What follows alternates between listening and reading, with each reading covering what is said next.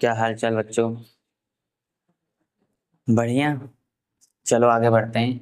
हम लोगों ने लास्ट क्लास में पढ़ा था इंट्रोडक्शन क्लास 10th के सिलेबस की। अब आज हम लोग क्या कहते हैं, इस क्लास में चालू करेंगे अपना नया चैप्टर जो है फिजिक्स का लाइट। ठीक है ना। आज से हम लोग पढ़ेंगे फिजिक्स लाइट, जिसको हिंदी में कहते हैं प्रकाश। कक्षा 8 में ये सिलेबस आप लोगों ने पढ़ रखा होगा प्रकाश के बारे में। तो थोड़ा सा हम लोग फिर से एक बार पढ़ते हैं कि प्रकाश होता क्या है। What is light? हिंदी में लिखते हैं प्रकाश आखिर क्या होता है।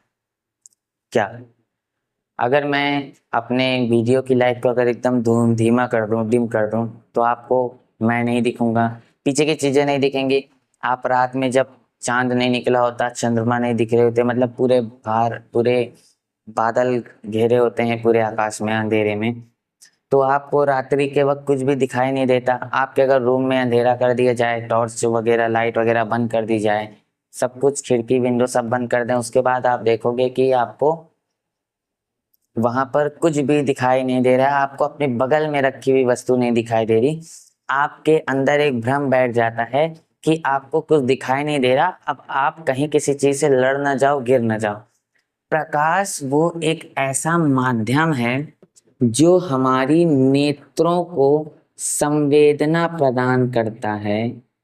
ये हमारी नेत्रों को संवेदना प्रदान करता है। ठीक है। अब किस लिए संवेदना प्रदान करता है? ताकि हम किसी भी वस्तु को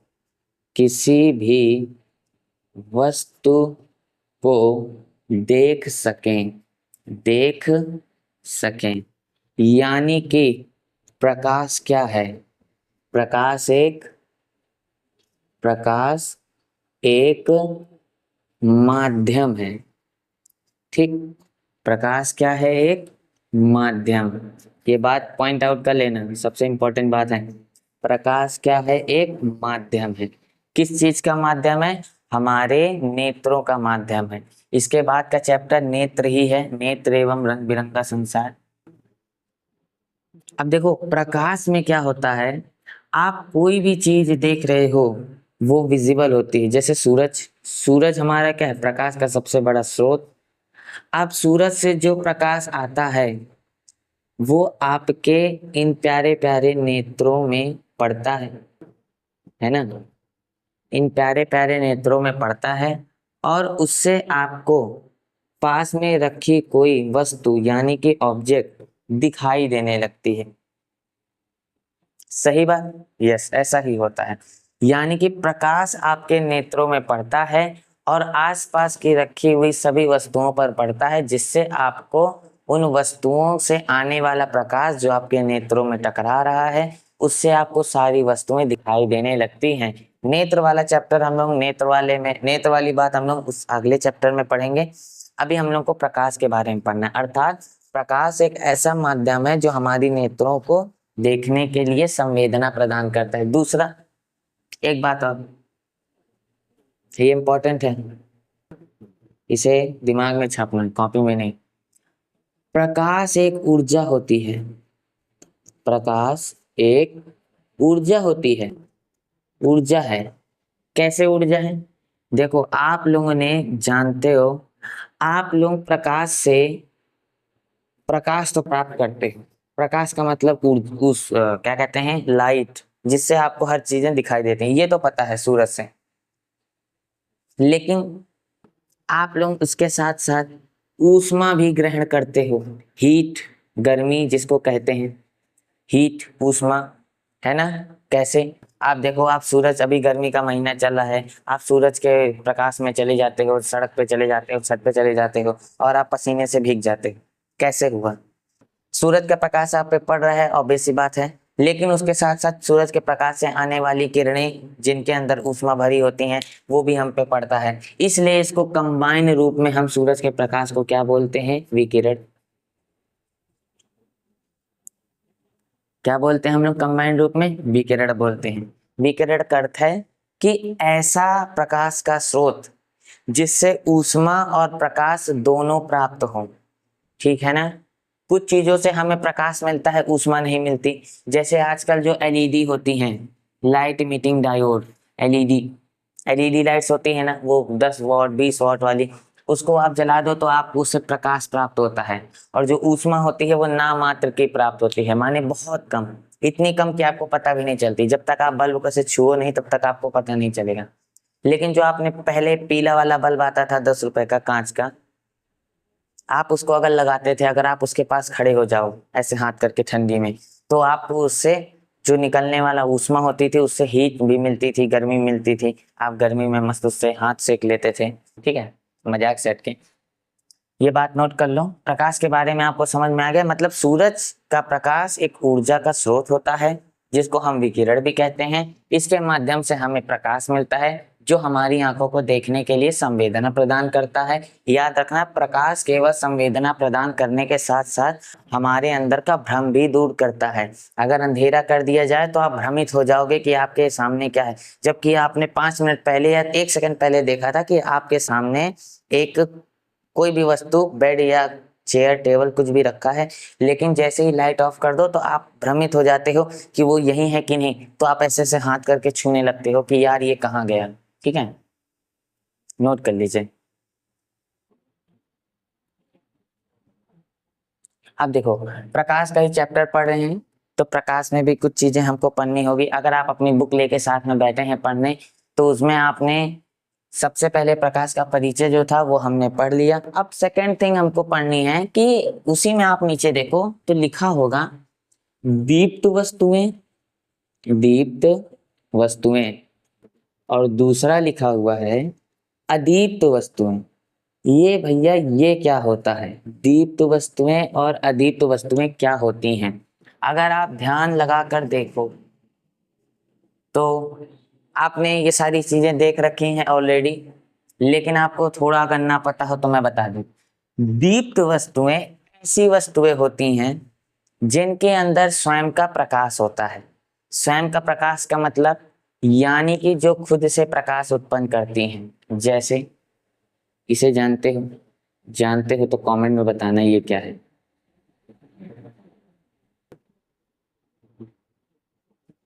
ये खुद से प्रकाश उत्पन्न करती है। इसको हम साधारण भाषा में टॉर्च भी बोलते हैं। ठीक, और भी बहुत सारी चीजें होती हैं, ये भी खुद से प्रकाश उत्पन्न करती है। इसको साधारण भाषा में कैंडल बोलते हैं, यानी कि मोमबत्ती। ठीक, और क्या होता है, ये भी प्रकाश उत्पन्न करती है। इसको साधारण भाषाओं में सन बोला जाता है, यानी सूरज, देखे होगे। ये भी प्रकाश उत्पन्न करती है। इसको हम साधारण भाषाओं में तारा बोलते हैं, स्टार। ये वो वस्तुएं होती हैं जो प्रकाश स्वयं से उत्पन्न करती हैं। और हाँ, एक और लिख देते हैं, इसको तो आप भूल ही नहीं सकते, ये हमारा जिगर का टुकड़ा है जिसने हमें सब कुछ दिया,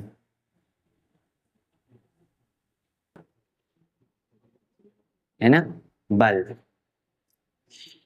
बल्ब की खोज किसने की थी, एक बार इसको लिखना। बल्ब की जो खोज होती है वो किसने करी थी? ठीक, इसको बताओ, जिसको पता हो साइंस में। साइंस अगर आप पढ़े होगे, इंग्लिश में भी इसका चैप्टर था बल्ब की खोज। ठीक, बताना। अब आगे ध्यान से देखो, मतलब कि ऐसी वस्तुएं जिनमें क्या हो, स्वयं का प्रकाश, जो खुद से चमके, जिनको प्रकाश उत्पन्न करने के लिए, चमकने के लिए दूसरे वस्तुओं का सहारा नहीं लेना पड़ता, उन्हें हम लोग दीप्त वस्तुएं बोलते हैं, यानी कि ल्यूमिनेसेंट ऑब्जेक्ट्स।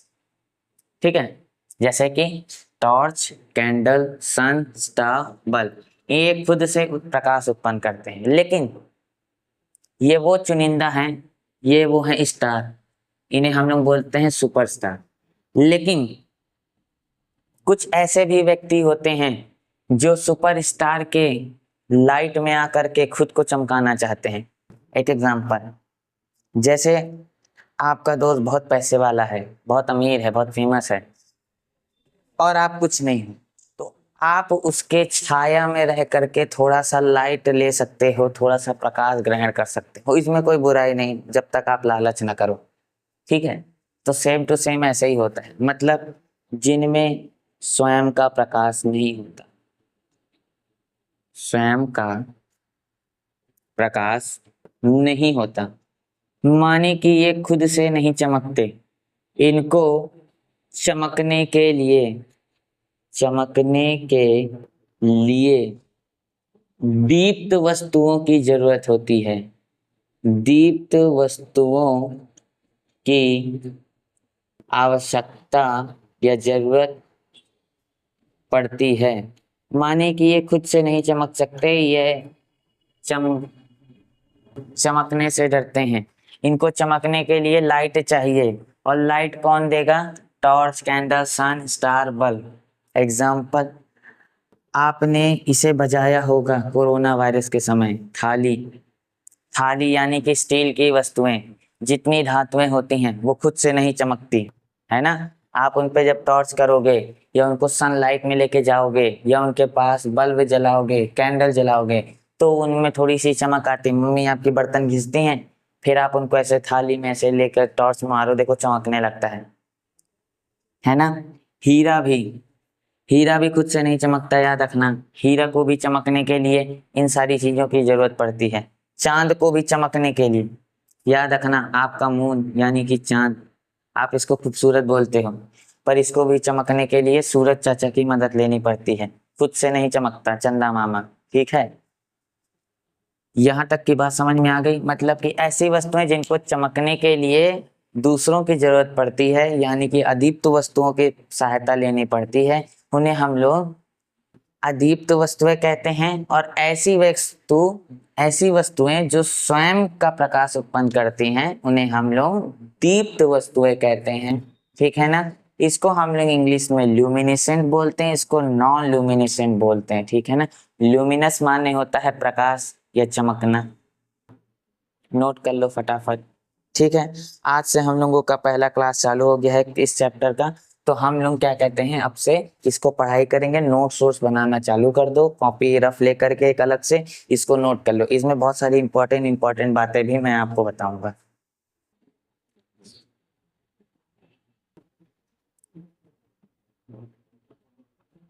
अच्छा, मैंने अपने इंट्रोडक्शन वाले क्लास में आप लोगों से एक क्वेश्चन करा था कि सूरज का सूरज का रंग क्या होता है। ये आप लोग ने पिछली बार नहीं बताया था वीडियो में, मतलब ज्यादा लोग ने देखा भी नहीं, पर आप लोगों को ये बताना है कि सूरज का रंग कौन सा होता है, किस कलर का होता है सूरज। माने आपको देखने में येलो दिखता है, ये है सूरज, है ना। ये जब सूरज को आप यहाँ पर खड़े होकर के देखते हो, ये आप हो, यस, ये आप ही हो।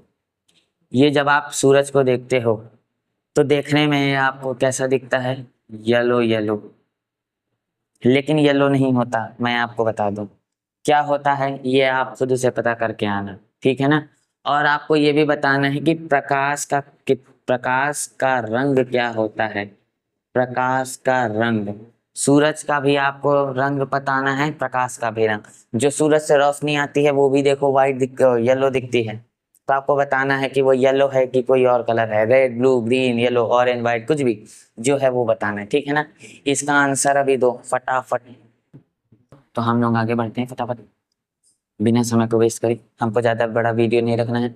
देखो, प्रकाश आपने पढ़ लिया, दीप्त वस्तुएं पढ़ ली, अदीप्त वस्तुएं पढ़ ली। अब हम लोग पढ़ेंगे इस चैप्टर का मेन चीज। हमारा मकसद ये नहीं था पढ़ना, हमारा मकसद था ये पढ़ना, प्रकाश का परावर्तन। प्रकाश का परावर्तन यानी कि रिफ्लेक्शन ऑफ लाइट। ठीक है ना।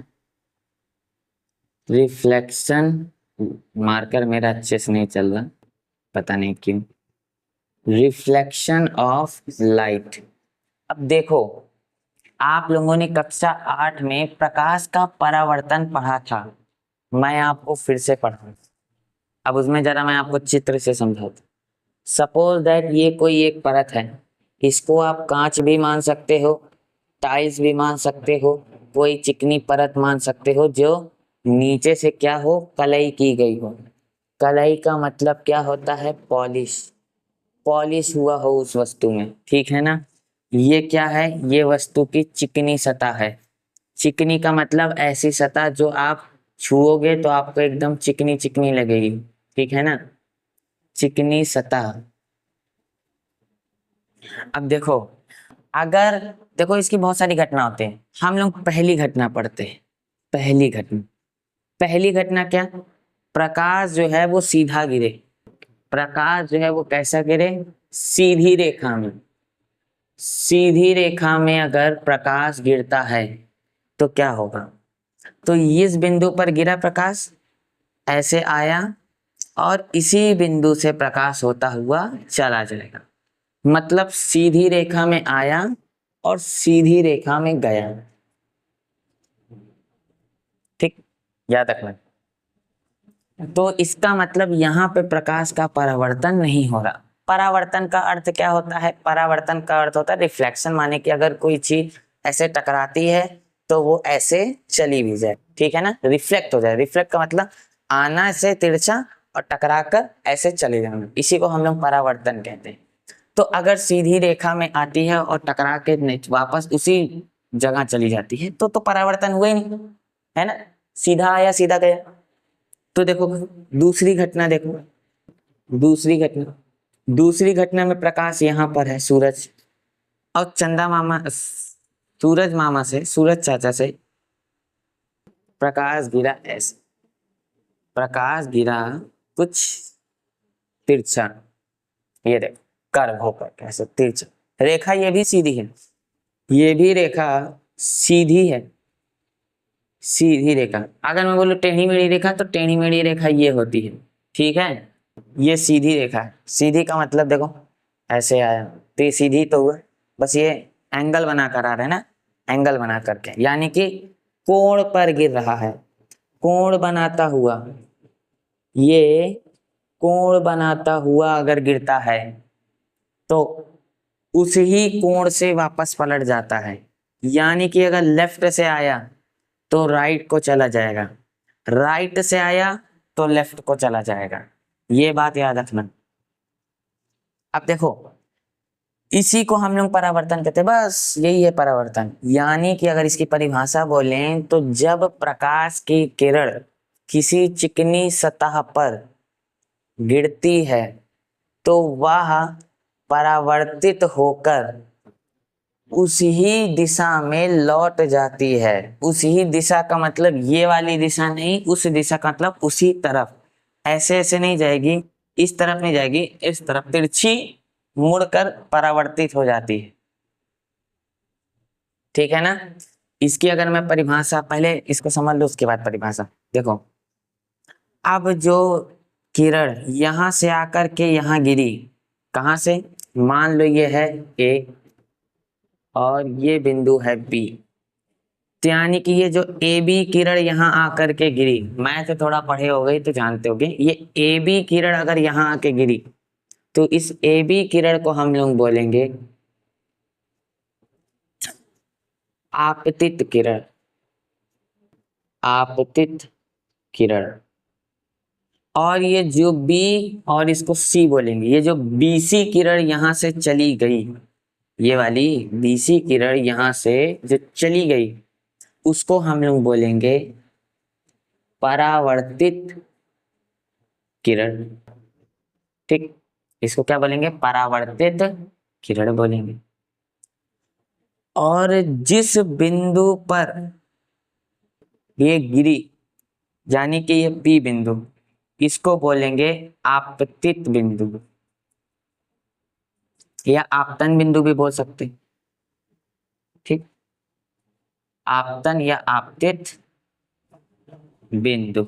मैं बोल बोल के लिख रहा हूँ यहाँ पे, थोड़ा सा अगर आपको राइटिंग में समझ में आए तो एडजस्ट कर लेना और अपने मन से लिखना, क्योंकि मैं बोल रहा हूँ हर एक बार, ठीक है ना।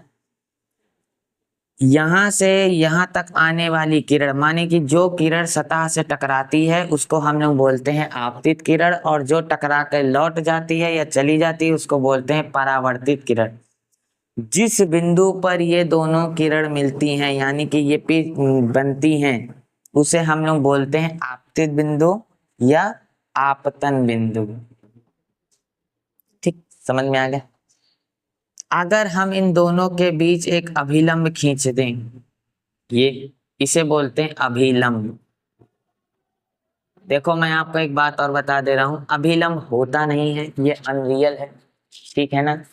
It is virtual. वर्चुअल माने समझते हो ना, जो असली में नहीं होता, नकली में माना जाता है, फेक वर्चुअल।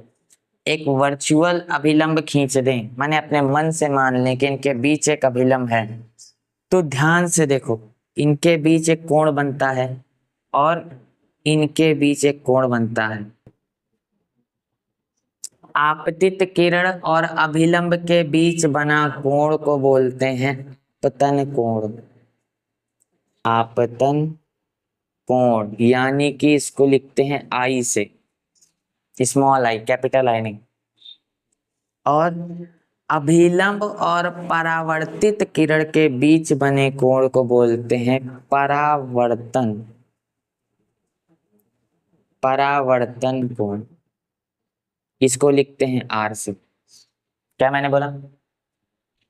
आपतित किरण और अभिलंब के बीच बने कोण को बोलते हैं आपतन कोण। ये कोण है ना, ध्यान से देखो, ये एंगल, ये देखो, ये कोण है, ये देखो, ये कोण बन रहा है ना ऐसे वाला, ये वी, ये वाला कोण जो बन रहा है इसी को बोलते हैं आपतन कोण। और ये वाला जो कोण बनता है, ये देखो, ये ऐसे जा रहा है, देखो ये ऐसे ऐसे जो जा रहा है, इसको हम लोग बोलते हैं परावर्तन कोण आर। ये है कोण आई, ये है कोण आर। मैं आपको एक बात और बता दूं, अगर आप लोग जब भी कभी भी पेपर में लिखो, हाफ ईयरली या फाइनल एग्जाम या प्री बोर्ड में, या खुद से सॉल्व करो कोई क्वेश्चन, तो याद रखना आपतन कोण जितना होगा परावर्तन कोण भी उतना ही होगा। ये कैसे, ये सारी चीजें हम लोग अभी थोड़ी देर बाद नेक्स्ट टॉपिक में पढ़ेंगे। अभी हमको इतना पढ़ना है, आपतन कोण ये अभिलंब और आपतित किरण के बीच बना कोण, अभिलंब और परावर्तित किरण के बीच बना कोण परावर्तन कोण, ठीक। इसे आपतित बिंदु कहते हैं, इसे आपतित किरण कहते हैं, इसे परावर्तित किरण कहते हैं, जिस पे गिरा उसे चिकनी सतह कहते हैं, ठीक। नोट कर लो। परावर्तन की मैं परिभाषा भी लिखवा दे रहा हूं, ठीक है ना। प्रकाश का परावर्तन, प्रकाश का परावर्तन, देखो प्रकाश का किसी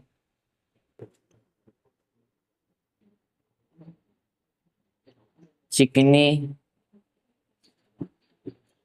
सतह पर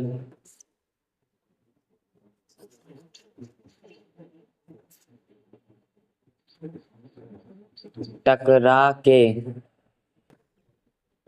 के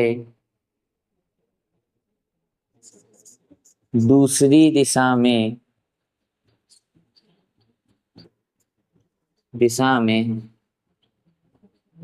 परावर्तन होने, परावर्तित, ठीक है ना, परावर्तित होने की घटना को प्रकाश का परावर्तन कहते हैं। यानी कि जब कोई प्रकाश किसी चिकनी सतह से टकरा करके परावर्तित होता है और दूसरी दिशा में वही कोण बनाता हुआ चला जाता है, तो उसी घटना को हम लोग प्रकाश का परावर्तन परावर्तन कहते हैं। नोट कर लो। इसके बाद हम लोग चित्र के माध्यम से परावर्तन के नियम पढ़ेंगे, कुछ कुछ नियम इन्होंने बनाए थे, वो नियम हमको पढ़ना है, ठीक है ना। पहले नोट कर लो इसको।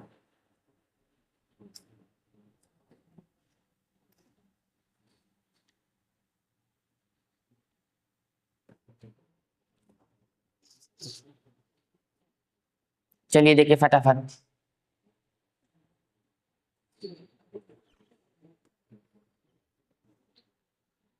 चलिए देखिए, ये है कोई चिकनी सतह, ठीक है, ये चिकनी सतह है। अब इस चिकनी सतह में हमने क्या बोला, एक किरण यहाँ से ऐसे तिरछी टकराती है और तिरछी चली जाती है, ठीक है ना। जो सतह यहाँ पे, इसको मान लेते हैं ए, इसको बोल दिए बी, इसको बोल दिए सी, ठीक है ना। जो चिकनी सतह ए बी टकराती है उसको बोलते हैं आपतित किरण। फिर से एक बार समझा दे रहा हूँ, आपतित किरण। अभी से मैं नियम बताऊंगा। और जो परावर्तित होकर चली जाती है बीसी किरण, उसको बोलते हैं परावर्तित किरण, ठीक है ना। अगर हम इन दोनों के बीच अगर एक अभिलंब खींच दें, अभिलंब खींच दें, अभिलंब, ठीक,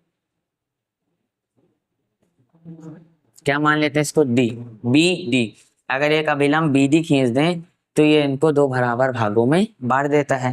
तो इनके बीच बना कोण आपतन कोण आई कहलाता है, इनके बीच बना कोण आपतन कोण, सॉरी, परावर्तन कोण आर कहलाता है, ठीक। इसको बोलते हैं आपतन बिंदु या आपतित बिंदु।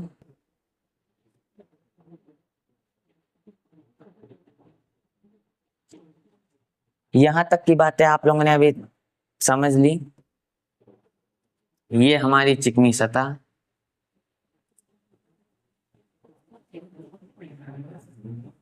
इसे बना लो स्केल के माध्यम से। अब ध्यान से देखो, आपतित किरण और परावर्तित किरण सदैव बराबर कैसे होता है अभी मैं बताता हूं। उसके पहले हम लोग ध्यान देंगे इसके कुछ नियम, नियम, रूल। रूल नंबर 1, आपतित किरण यानी कि ए बी, परावर्तित किरण यानी कि बी सी, और अभिलंब इन लोगों के बीच खींचा जाने वाला यानी कि बी डी, ठीक है, सदैव एक ही बिंदु पर होने चाहिए, एक ही बिंदु पर होने चाहिए। एक ही बिंदु पर होने चाहिए का क्या अर्थ है, मतलब कि ये भी यहां पर मिले, ये भी यहां पर मिले और ये भी यहां पर बने। ऐसा नहीं कि अगर हमने ऐसे खींचा, ऐसे करके ऐसे निकाल दिया, अभिलंब ऐसे बीच में खींच दिया, तो ये गलत है, दिस इज रॉन्ग, ठीक है ना। आपतित किरण भी उसी बिंदु पर मिले, परावर्तित किरण भी उसी बिंदु से निकले और अभिलंब भी उसी किरण पे निकले। आप लोग इतने तो बेवकूफ नहीं होगे कि आप ऐसे लाइन खींचो, इधर से आपतित कर दो, इधर से परावर्तित कर दो, अभिलंब ऐसे बीच में खींच दो, ठीक है। ये नहीं होता, ये सरासर गलत है, याद रखना ये बात। पहला कंडीशन ये। दूसरा कंडीशन इन्होंने बोला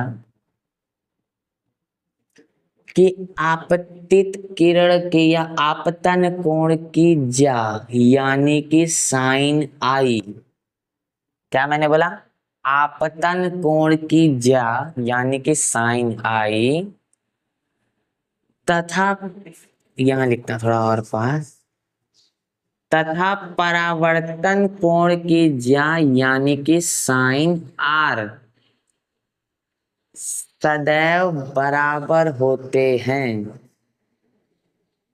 यानी कि आपतन कोण जितना होगा परावर्तन कोण भी उतना ही होगा।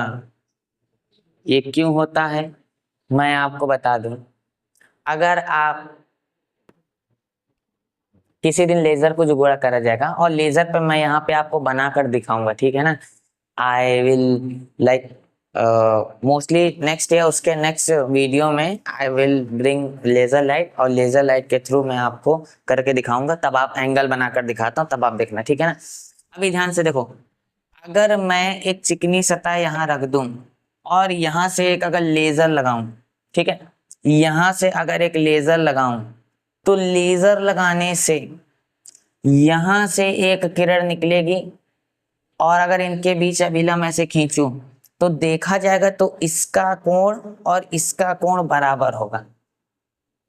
अच्छा मैं आपको बताता हूं, अभी स्क्रीन पर आपको एक वीडियो शो हो रही होगी, उस वीडियो में आप देखोगे एक लेजर लाइट है, ठीक है, एक लेजर लाइट को सेट करा गया व्हाइट बोर्ड में, और उसके नीचे एक चिकनी सतह हम कांच रख दिए हैं।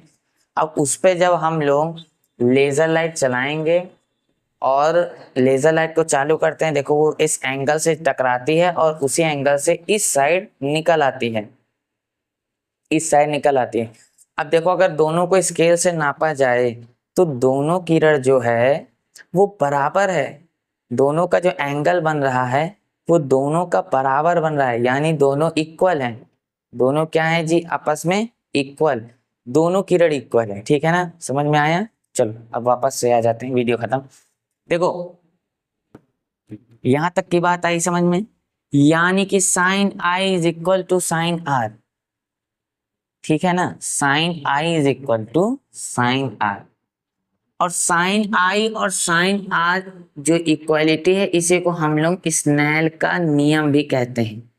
स्नेल का नियम, स्नेल का नियम क्या होता है, देखो स्नेल का नियम होता है म्यू या फिर N is equal to sine I upon sine are.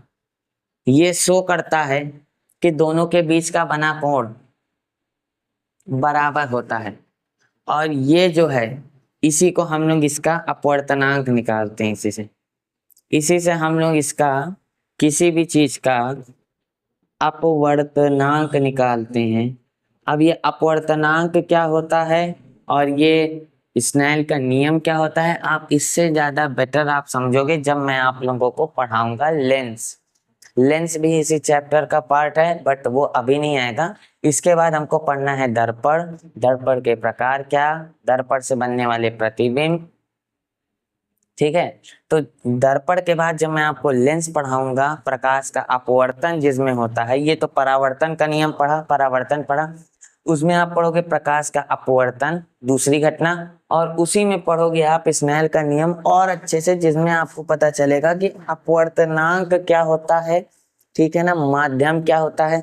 अभी बस इतना ध्यान से समझ लो कि अपवर्तनांक जो होता है वो स्नेल के नियम से निकाला जाता है, जो है n is equal to sine I upon sine R. इसके सूत्र भी होते हैं, सवाल भी लगाई जाती है, और स्नेल के नियम से ही पता चलता है कि साइन आई यानी कि आपतन कोण और साइन आर यानी कि परावर्तन कोण आपस में बराबर होता है, ठीक है।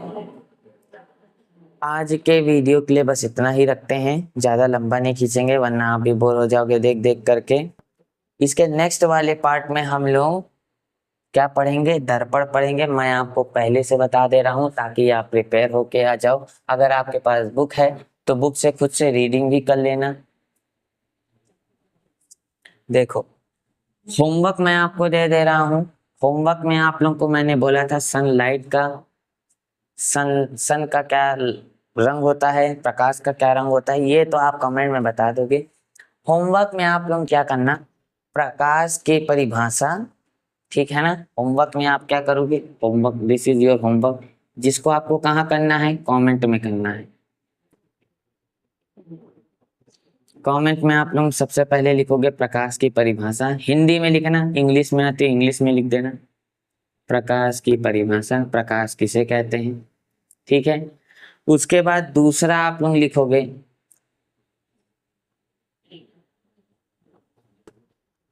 परावर्तन की परिभाषा, ठीक है ना। प्रकाश की परिभाषा और परावर्तन की परिभाषा आप लोग लिखोगे। अच्छा मैं आप लोगों को बता दे रहा हूँ, अगर आप लोग मेरे वीडियो के नीचे देखोगे तो नीचे आपको मेरा व्हाट्सएप नंबर मिल जाएगा। अगर आप लोग होमवर्क का मुझे लिख के भी भेज सकते हो तो वेरी अच्छी बात, कमेंट में आप इसका आंसर दे देना। व्हाट्सएप नंबर आपको ये मेरा दिख जाएगा, इस नंबर पे आप लोग मुझे मैसेज कर सकते हो। मैसेज में आप लोग केवल इतना करना, व्हाट्सएप के थ्रू, ठीक है ना, व्हाट्सएप के थ्रू आप लोग क्या करना, प्रकाश की जो घटना, यानी मैंने आपको अभी परावर्तन पढ़ाया, परावर्तन का डायग्राम बना करके इसकी जो फोटो है वो मुझे भेजना, मैं देखना चाहता हूँ आप लोगों ने सही बनाया है कि गलत, ठीक। अब दूसरा बढ़ते हैं पार्ट 2, ये पार्ट 1 था। पार्ट 2 में हम लोग क्या पढ़ेंगे? सबसे पहले हम लोग पढ़ेंगे दर्पण किसे कहते हैं, उसके बाद हम लोग पढ़ेंगे दर्पण के प्रकार, ठीक है ना, दर्पण के प्रकार। उसके बाद नंबर 3 में हम लोग पढ़ेंगे दर्पण के सूत्र, दर्पण का सूत्र पढ़ेंगे। और 4 नंबर दर्पण से बनने वाले प्रतिबिंब, दर्पण से बनने वाले प्रतिबिंब। हो सकेगा तो इसको पार्ट 2 में इतना पूरा कवर कर लिया जाएगा, नहीं हो पाएगा तो पार्ट 3 ला लिया जाएगा। अभी वीडियो चलती रहेगी, प्लेलिस्ट बनती रहेगी। जिनको देखो वीडियो लगातार आती रहेंगी, 9th 10th 11th 12th फिर इंग्लिश की क्लासेस आती रहेंगी, तो आपको वीडियो मिलने में प्रॉब्लम होगी। तो आप एक काम करना, यूट्यूब में जब आप मेरा चैनल ओपन करोगे, जब आप चैनल ओपन करोगे तो उसमें पहला सेक्शन होगा वीडियोस, दूसरा सेक्शन होगा शॉर्ट्स या पोस्ट, तीसरा सेक्शन होगा प्लेलिस्ट के नाम से, प्लेलिस्ट, जिसमें मैंने प्लेलिस्ट बनाई है। पहली बनाई है साइंस की कक्षा 10 की और दूसरी प्लेलिस्ट बनाई है इंग्लिश ग्रामर की। तो अगर आपको ढूंढने में प्रॉब्लम हो वीडियो, तो आप कक्षा 10 के साइंस के प्लेलिस्ट में जाकर के वीडियो देख सकते हो और उस प्लेलिस्ट को सेव कर लेना, ताकि जब वीडियो आती रहे तो आपको बार बार मिलती रहे। और कक्षा 10 कह रहा हूँ, यूपी बोर्ड इंग्लिश की प्लेलिस्ट भी मैंने बना दी, जिसमें आप जाकर के इंग्लिश ग्रामर की वीडियो देख चुके हो। एक वीडियो आ चुकी है, दूसरी वीडियो इसके बाद आने वाली है, ठीक है ना। तब तक के लिए बाय बाय।